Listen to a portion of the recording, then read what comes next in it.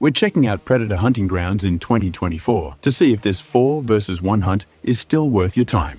The basic premise revolves around two roles: Commandos and the Predator. Commandos team up to complete objectives and survive, while the Predator's sole mission is to hunt them down. The 4 versus 1 setup creates tension as the Commandos use their arsenal to fend off the Predator. Meanwhile, the Predator must stalk its prey using a combination of stealth and brute force. At the start, both Commandos and Predator have limited loadouts, but playing games unlocks XP, which can be used to access better weapons and perks. Cosmetic items like skins for outfits and weapons are available through loot boxes, called field lockers. Fortunately, these boxes only offer cosmetic items and can be earned through gameplay, so they don't affect the core experience. As a commando, the main goal is to complete mission objectives and reach the extraction point. Missions range from defusing bombs to securing laptops in enemy camps. However, the objectives feel repetitive, often boiling down to moving from one marked location to another, fighting weak NPCs along the way. These NPCs offer little challenge,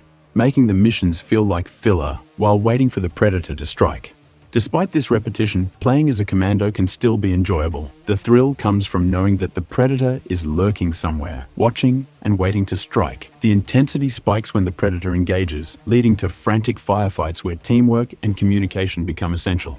One gripe is the lack of proper tutorials for the Commandos. Key survival mechanics, like spotting the Predator, using mud to hide your heat signature, and coordinating with teammates, are never fully explained. Players are left to figure things out on their own, often by trial and error. This can be frustrating, especially for new players, and creates a steep learning curve. Playing as the Predator is a power fantasy. You can stalk Commandos using heat vision, leap between trees with the Predcore system, and unleash deadly attacks with an array of alien weapons. However, it's not as straightforward as it sounds. While the Predator has powerful weapons like the shoulder-mounted laser and the iconic wrist blades, hitting moving targets is surprisingly difficult. The melee combat can feel clunky, and aiming the laser often gives away your position. The Predator's energy management system adds a layer of strategy, forcing players to decide when to engage and when to retreat. But the balance doesn't always feel right in practice. The Predcore system, which allows the Predator to move swiftly between trees, can be satisfying when it works. However,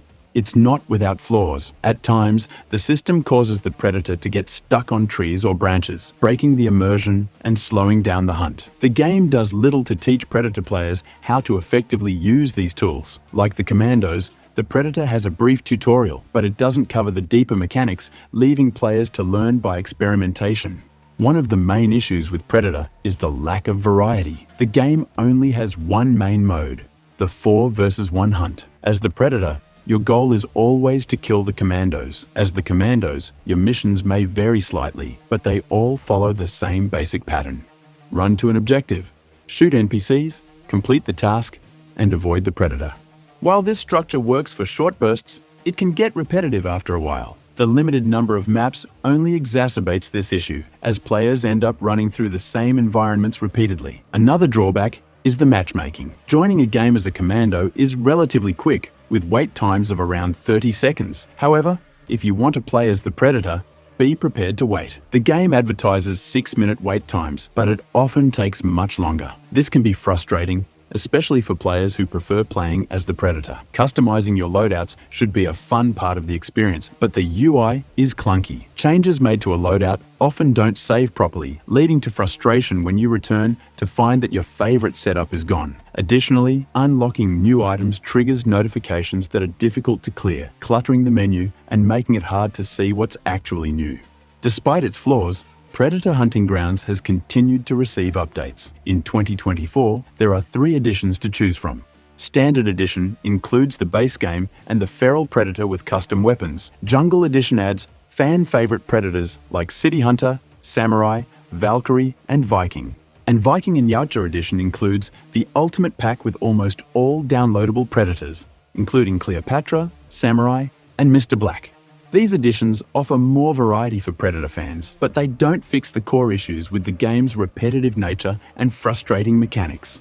Predator Hunting Grounds has its moments of fun, especially if you're a fan of the franchise. The thrill of hunting or being hunted can be exciting, and the game does capture the atmosphere of the movies well. However, the lack of variety, poor balance, Clunky controls and frustrating customization options make it hard to recommend in 2024. The game is best enjoyed in short bursts, but don't expect it to hold your attention for long.